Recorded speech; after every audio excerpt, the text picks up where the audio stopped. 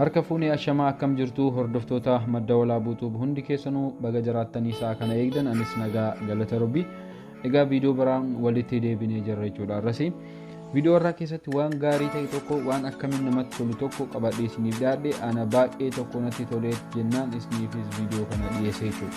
Innis maal seetu bilbila keenya kana booda bilbilli jalaa guute jedhamee isin rakkisu bilbilli isin jalaa guutu wantoota adda addaan isin cinquu kana booda furmaan isaa argamee jira jechuudha. Innis maal seetu bilbila keessan fakkeenyaaf bilbila GB16 kan fayyadamnu jira akkasuma kan 32 hanga 64tti kan fayyadamnu jira jechuudha. Bilbilli keenya hundi isaa guutuudhaan akkasuma meemoorii itti galchines meemooriin guutuudhaan sababa kanaaf suurawwan fakkeenyaaf viidiyoowwan adda addaa muuziqaawwan adda addaa bilbila keenya irraa akka qabnu sababa kanaaf dileet kan goonu ni hedduu ni mul'ata jechuudha. So kanaaf furmaatanii taaka jedhu aappii ajaa'ibaa wayii qabadhee isiniif dhiyaadhe aappii kanarratti GB hanga 100tti fayyadamuu dandeessu jechuudha. Fakkeenyaaf bilbilli keenya yoo GB 64 yookiin 32 qabaatte isa kanarratti hanga GB 100tti bilbila keessan irratti fayyaa bilbila keessanii eeguun hanga GB 100 fayyadamuu dandeessu jechuudha. Egaa jalqaba namoonni channel kiyya faaraa jirtan channel kiyya subscribe godha. Channel kiyya subscribe godhuudhaaf madda walaabuu YouTube jettanii ergacha YouTube keessan irra search gootanii booda iddoo diimattee subscribe jettu kana yeroo tokkoon tuqxu achi booda mallattoo notification fi kana irratti yeroo tokko tuquun akkasuma gubbaa kana irratti tuqxu jechuudha. Viidiyoowwan hedduutu as keessa jiru barnoota hedduu kan dabarsan asirraa ni argattu. Keessa galuun yoo isinitti tole like godha akkasuma yeroo keessaniifis share godhuu hin dagatinaa jechuudha. Kallattiimaan gara viidiyootti yoo dabar egaa Google Play Store keessanii galtu. Google Play Store keessa akka galtanii Deegoo jettanii aappii gubbaa kanarratti ni barreessitu jechuudha. Haala kanaan barreessitanii kaatan aappichi isa kana jechuudha. Kun haala argaa jirtanii kana dhibbata akka giigabaayitii asirratti ka jiru kana asirratti tuquun install gootu anama daawunlood godhee jira waan ta'eef open godhee isin garsiisa jechuudha. Jalqaba akka keessa galtaniin imeelii keessan isin gaafata anamma imeelii kiyya wantoota hedduu asirratti qaata fayyadamee jira waan ta'eef isin immoo imeelii keessanii fi paaswoordii keessan isin gaafata. Imeeliin keessan kun immoo imeelii dhaabbataa ta'uu qaba jechuudha. Fakkeenyaaf asirra aappiin kun yoo dileet kan ta'u ta'e yookiin immoo wantoota adda addaa bilbila kana yoo kan jijjiirtanis ta'e imeeliin keessan sun imeelii dhaabbataa ta'uu qaba jechuudha. Yoo bilbila biraarratti qabantan ta'e imeela kanaan achirratti haala salphaa ta'een imeeluma keessan irratti footoowwanii fi viidiyoowwan wantoota adda addaa asirratti ni argattu jechuudha. So jalqaba imeelii keessanii fi paaswoordii keessaniin erga login gootanii booda haala kanaan isinii bana jechuudha. Haala manaa bane kanaan isinii bana jechuudha. Egaa haala kanaan isinii banee ka'ee jalqabarra namoota hedduuf as gubbaarra baasuu danda'a. Anaaf jala kana na baase sarara tuqaa 3 kanarratti ni tuqxu. Egas booda jala kana gad harkisuun setting ka jedhu kanarratti tuqna jechuudha. Egaa asirratti namoonni wifi fayyadamtan isa kana banaa dhiistu jechuudha. Only on wifi ka jedhu kana namoonni wifi fayyadamtan ni dhiistu jechuudha. Namoonni data fayyadamtan immoo isa kana ni cuftu. Anamma data waan fayyadamuuf isa kana ni cufa jechuudha. Asa kanarratti only when charging ka jedhu kanallee ni cuftu jechuudha. Fakkeenyaaf yeroo charger jiru qofaadha kan upload godhu fakkeenyaaf isa kanas ni cufna jechuudha.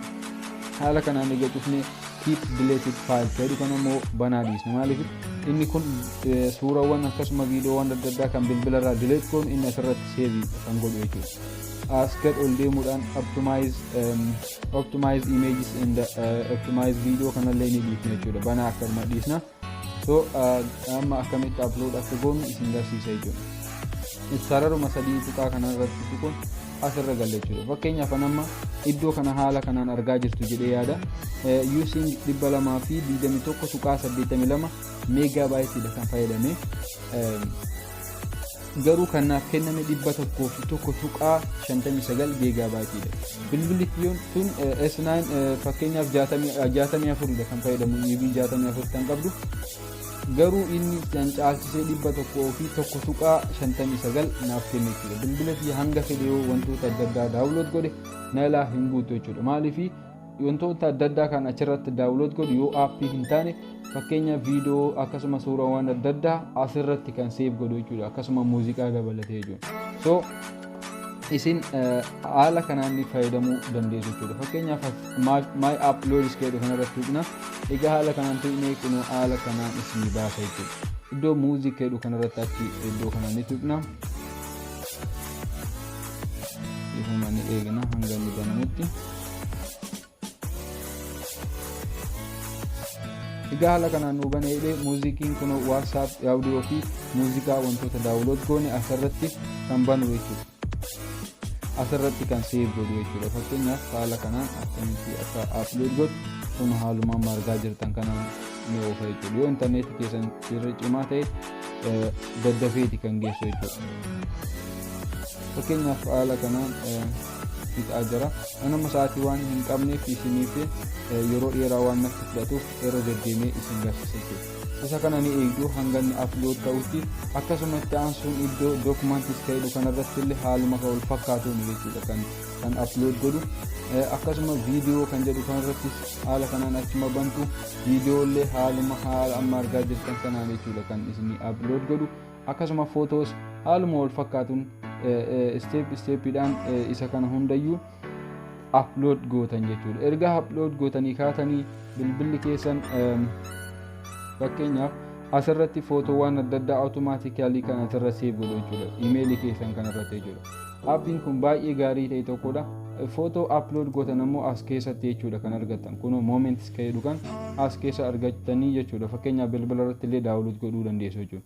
Akkasumas sarara sadii tuqaa kanarra gattu kun invite friend jedhu kanarratti yeroo tokko tuqxanii share gootu jechuudha. Aappii kana giigabaayitii 5 argattu yoo asirratti namaaf share gootan giigabaayitii 5 asirratti kun haala argaa jirtan kanaan namni sun yoo sign up godhe giigabaayitii 5 isiniif kenna jechuudha. Guyyarraa kan isiniif kennu guyyarraa fayyadamuu qabdu jechuudha. Keessa galtanii yoo ilaaltan giigabaayitii hanga 25ti kan guyyarraa isiniif kennu jechuudha. Share iddoo kana tuqxanii wantoota akka WhatsApp, Facebook, email wantoota hedduurratti namaaf erguu dandeessu jechuudha aappii kana.